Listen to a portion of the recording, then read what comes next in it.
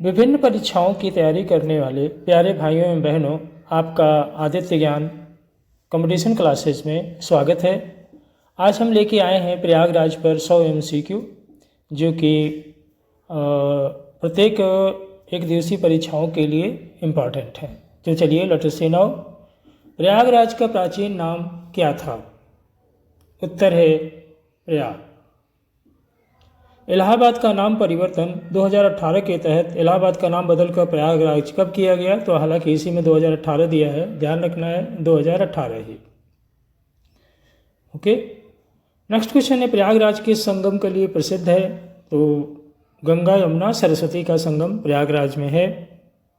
अगला क्वेश्चन है, कुंभ मेला का आयोजन प्रयागराज में कितने वर्षों में एक बार होता है? तो कुंभ मेले का आयोजन एक बार में 12 वर्ष बाद होता है। प्रयागराज में स्थित इलाहाबाद किला का निर्माण किसने कराया था? तो इसका सही जवाब है अकबर ने कराया था। ओके, निम्न में कौन सा उच्च न्यायालय प्रयागराज में स्थित है? तो ये इलाहाबाद उच्च न्यायालय है, बी वाला ऑप्शन सही है। 1857 का विद्रोह के दौरान प्रयागराज का क्या महत्व था? तो वास्तव में 1857 के विद्रोह के दौरान सैन्य छावनी थी। प्रयागराज को तीर्थराज क्यों कहा जाता है? क्योंकि यहाँ 3 नदियों का संगम है। ओके, नेक्स्ट है, निम्न में कौन प्रयागराज से संबंधित नहीं है? तो जैसे आनंद भवन प्रयागराज में है, स्वराज भवन भी है, त्रिवेणी संगम भी वहाँ है, लेकिन विक्टोरिया मेमोरियल प्रयागराज से संबंधित नहीं है।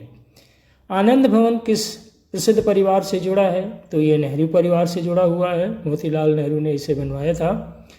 त्रिवेणी संगम में कौन सी नदी अदृश्य मानी जाती है? तो ये चूँकि संगम 3 नदियों का वहाँ माना जाता है, गंगा यमुना सरस्वती, लेकिन सरस्वती को अदृश्य मानी जाती है, सरस्वती नदी। प्रयागराज किस नदी के किनारे स्थित नहीं है? तो देखिए, प्रयागराज में गंगा यमुना सरस्वती तो हैं, लेकिन घाघरा नहीं है, तो घाघरा के किनारे स्थित नहीं है। इलाहाबाद विश्वविद्यालय की स्थापना कब हुई? तो ध्यान रखिएगा, इलाहाबाद विश्वविद्यालय की स्थापना 1887 ईस्वी में हुई थी। इलाहाबाद विश्वविद्यालय को किस नाम से जाना जाता है? तो इलाहाबाद विश्वविद्यालय को पूर्व का ऑक्सफोर्ड भी कहते हैं। इलाहाबाद संधि 1765 किसके बीच हुई थी? तो ये अंग्रेज, मुगल और अवध के बीच में इलाहाबाद संधि 1765 हुई थी।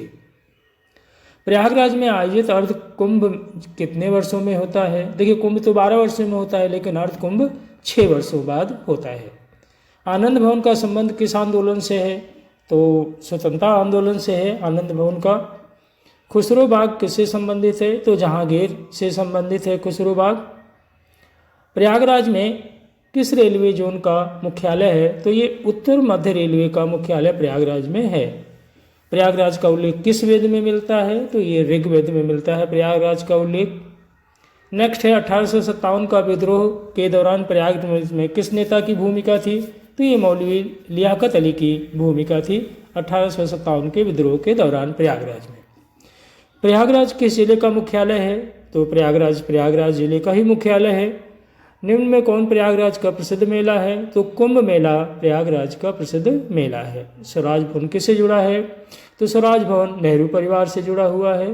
प्रयागराज में स्थित उच्च न्यायालय की स्थापना कब हुई थी? तो प्रयागराज में जो स्थित उच्च न्यायालय उसकी स्थापना 1866 ईस्वी में हुई थी।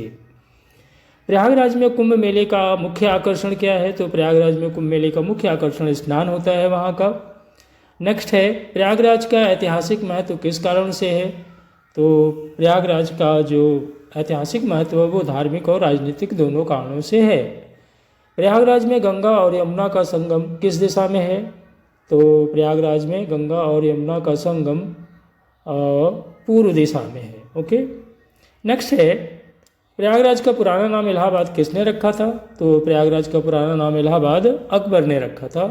इलाहाबाद संग्रहालय किस लिए प्रसिद्ध है? तो इलाहाबाद संग्रहालय वास्तव में कला और इतिहास के लिए प्रसिद्ध है। प्रयागराज का संबंध किस स्वतंत्रता सेनानी से है? तो ये नेहरू से है। प्रयागराज किसका शहर है? औद्योगिक है, धार्मिक है, पर्यटन है, उपरोक्त सभी। तो ये इसमें जो आंसर है वो उपरोक्त सभी है। प्रयागराज में कौन सा प्रमुख पुल है? तो ये नैनी ब्रिज है। प्रयागराज में जो पुल प्रसिद्ध है वो नैनी ब्रिज है। प्रयागराज में कुंभ मेला किस नदी के तट पे होता है? तो वास्तव में प्रयागराज का जो कुंभ मेला होता है वो गंगा यमुना सरस्वती के संगम में होता है, संगम पे होता है, ठीक है ना। प्रयागराज किस जलवायु क्षेत्र में आता है? तो प्रयागराज उष्णकटिबंधीय जलवायु क्षेत्र में आता है।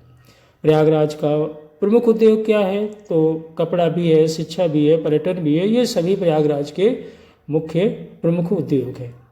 प्रयागराज में किस प्रकार की मिट्टी पाई जाती है? तो यहाँ प्रयागराज में दोमट मिट्टी पाई जाती है। प्रयागराज में किस प्रकार की खेती प्रमुख है? तो यहाँ गेहूं की खेती प्रमुख है। प्रयागराज का प्रसिद्ध व्यंजन क्या है? तो प्रयागराज का प्रसिद्ध व्यंजन कचौड़ी है। ओके, इसमें लिट्टी चोखा, कचौड़ी, ढोकला और इडली दिया है, लेकिन कचौड़ी यहाँ का प्रसिद्ध व्यंजन है। प्रयागराज का सांस्कृतिक महत्व किससे जुड़ा है? तो ये संगीत से भी जुड़ा है, धर्म से भी है और साहित्य से भी है। अकबरनामा में प्रयागराज का उल्लेख किस रूप में है? तो धार्मिक स्थल के रूप में अकबरनामा में प्रयागराज का उल्लेख है। प्रयागराज में संगम क्षेत्र किसके लिए प्रसिद्ध है?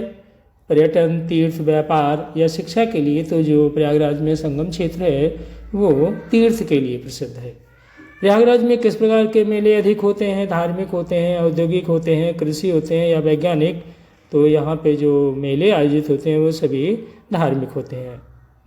प्रयागराज का महत्व किस काल से है? तो प्रयागराज का महत्व आधुनिक, मध्यकालीन और प्राचीन तीनों के कारण सभी से है इसमें, ठीक है, सभी काल से है। प्रयागराज किस कारण से अंतर्राष्ट्रीय स्तर पर प्रसिद्ध है? तो कुंभ मेले के लिए ये अंतर्राष्ट्रीय स्तर पर प्रसिद्ध है। प्रयागराज में मुख्य भाषा क्या है? तो हिंदी भी वहाँ बोली जाती है, उर्दू भी बोली जाती है और अंग्रेजी सभी बोली जाती है। प्रयागराज में परिवहन का मुख्य साधन क्या है? रेल है, सड़क है, वायु है। तो यहाँ पर रेल सुविधा भी है प्रयागराज में, सड़क सुविधा भी है और वायु सुविधा भी है, इसलिए ये सभी ऑप्शन इसमें सही है। प्रयागराज का धार्मिक महत्व किससे बढ़ता है? तो मंदिरों के कारण भी है, संगम और मेला, इन तीनों के कारण प्रयागराज का धार्मिक महत्व है, बढ़ता है। प्रयागराज को तीर्थराज किसने कहा? तो वेदों में भी उल्लेख है प्रयागराज को तीर्थराज, पुराणों में भी उल्लेख मिलता है, संतों द्वारा भी कहा जाता है, तो उपरोक्त सभी इसमें ऑप्शन सही है। प्रयागराज का वर्णन किस पुराण में तीर्थराज के रूप में मिलता है? तो स्कंद पुराण में प्रयागराज का वर्णन तीर्थराज के रूप में मिलता है। अकबर का किला के अंदर कौन सा स्तंभ स्थित है? तो अकबर का जो किला है उसमें अशोक स्तंभ स्थित है। प्रयागराज में अशोक स्तंभ किस काल का है? तो ये ऑफ कोर्स मौर्य काल का है। ओके, इलाहाबाद घोषणा 1858 कहाँ से जारी की गई थी? दिल्ली से, लखनऊ से, इलाहाबाद से या कानपुर से? तो ये जो इलाहाबाद घोषणा 1858 थी वो इलाहाबाद से जारी की गई थी। प्रयागराज में गंगा का प्रवाह किस दिशा में प्रमुख रूप से होता है? तो पश्चिम से पूर्व होता है इसका प्रयागराज का। सरस्वती कूप कहाँ स्थित है? तो जो किला है प्रयागराज का वहाँ स्थित है सरस्वती कूप। प्रयागराज का उल्लेख किस महाकाव्य में मिलता है? रामायण में, महाभारत में या दोनों में? तो यहाँ ऑप्शन जो है रामायण में भी मिलता है और महाभारत में भी मिलता है।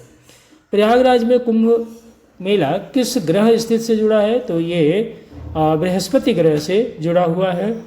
प्रयागराज में संगम क्षेत्र किस जिले में आता है? नैनी में आता है, झूसी, प्रयागराज या फूलपुर में? तो ये प्रयागराज जिले से ही जुड़ा हुआ है, प्रयागराज जिले में ही आता है। प्रयागराज किस प्रशासनिक मंडल का मुख्यालय है? तो ये ऑफकोर्स प्रयागराज का ही है। इलाहाबाद संधि 1765 के बाद किसे दीवानी अधिकार मिले? तो अंग्रेजों को मिले। इलाहाबाद संधि जो 1765 हुई उससे दीवानी अधिकार अंग्रेजों को प्राप्त हो गए। प्रयागराज में स्थित हाई कोर्ट की बेंच कहाँ स्थित है? तो लखनऊ में जो हाई कोर्ट है प्रयागराज का उससे एक बेंच लखनऊ में भी स्थित है। प्रयागराज में सबसे पुराना संस्थान कौन सा है? तो ये किला है पुराना संस्थान। ओके, आनंद भवन को किसने बनवाया था? तो ये मोतीलाल नेहरू ने बनवाया था। प्रयागराज का प्राचीन महत्व किस कारण से था? तो व्यापार मार्ग भी था, धार्मिक केंद्र और राजनीतिक केंद्र, इन सभी के कारण इसका प्राचीन महत्व था। नेक्स्ट क्वेश्चन है प्रयागराज किस नदी के बाएं तट पर स्थित है? तो गंगा नदी के बाएं तट पर स्थित है। प्रयागराज में स्थित खुसरो बाग किस शैली से बना हुआ है? तो ये मुगल शैली से बना हुआ है। प्रयागराज का संबंध किस आंदोलन से नहीं है? ध्यान रखिए ये। तो चंपारण आंदोलन से इसका नहीं है। स्वदेशी से भी इसका संबंध था, सहयोग से, सविनय अवज्ञा से भी, लेकिन चंपारण आंदोलन से इसका संबंध नहीं है। नेक्स्ट है, प्रयागराज का कौन सा क्षेत्र ऐतिहासिक दृष्टि से महत्वपूर्ण है? तो नैनी भी है, झूसी भी है और संगम भी है, ऐतिहासिक दृष्टि से महत्वपूर्ण है ये।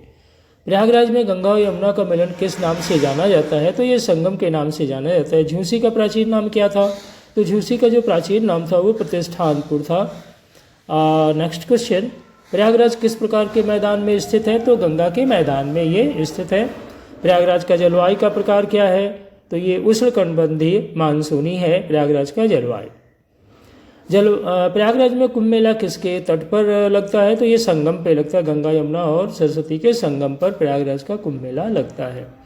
प्रयागराज का प्रमुख ऐतिहासिक स्रोत क्या है? वेद भी हैं, पुराण भी हैं, महाकाव्य भी हैं, ये सभी प्रयागराज के प्रमुख ऐतिहासिक स्रोत है। इलाहाबाद घोषणा 1858 किसने की थी? तो ये लॉर्ड कैनिंग ने की थी इलाहाबाद घोषणा 1558।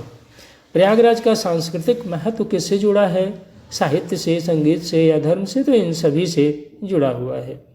प्रयागराज का प्रमुख धार्मिक स्थल कौन सा है? तो यहाँ का संगम है प्रमुख धार्मिक स्थल।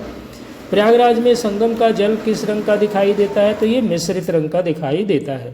प्रयागराज में सबसे बड़ा आयोजन कौन सा है? तो कुंभ का आयोजन सबसे बड़ा होता है। इलाहाबाद उच्च न्यायालय भारत का कौन सा सबसे पुराना उच्च न्यायालय है? तो ये पहला, इलाहाबाद उच्च न्यायालय पहला सबसे पुराना उच्च न्यायालय है, पहले नंबर का है, सबसे पुराना है। प्रयागराज में किस प्रकार की शिक्षा प्रसिद्ध है? तो प्रयागराज में उच्च शिक्षा प्रसिद्ध है। प्रयागराज का संबंध किस नदी प्रणाली से जुड़ा है? तो गंगा नदी प्रणाली से जुड़ा है। प्रयागराज में सबसे अधिक कौन सा धर्म प्रमुख है? तो हिंदू धर्म प्रमुख है। प्रयागराज का नाम इलाहाबाद किस भाषा में आया है? तो ये फारसी भाषा में आया है। प्रयागराज का महत्व किस कारण से बढ़ा? तो नदी संगम, राजनीति और शिक्षा, इन तीनों के कारण इसका महत्व बढ़ा है। प्रयागराज में संगम का धार्मिक महत्व किससे जुड़ा हुआ है? मोक्ष, पूजा और दान सभी से जुड़ा हुआ है। प्रयागराज में कुंभ के दौरान सबसे बड़ा अनुष्ठान क्या है? तो स्नान है। सबसे बड़ा अनुष्ठान प्रयागराज में स्नान का होता है। प्रयागराज का भू आकृतिक स्वरूप कैसा है? तो ये समतल है। प्रयागराज में संगम का स्थान किसके पास है? ओके, तो ये किला के पास है। ओके, प्रयागराज का उल्लेख किस साहित्य में अधिक मिलता है? तो धार्मिक ग्रंथों में अधिक मिलता है। कुंभ मेला को यूनेस्को ने किस रूप में मान्यता दी है? अमूर्त सांस्कृतिक विरासत के रूप में इसे मान्यता मिली है। प्रयागराज में संगम का क्षेत्र किस प्रकार का है? तो स्थायी भी है, अस्थायी भी है, मौसमी भी है, ये सभी है।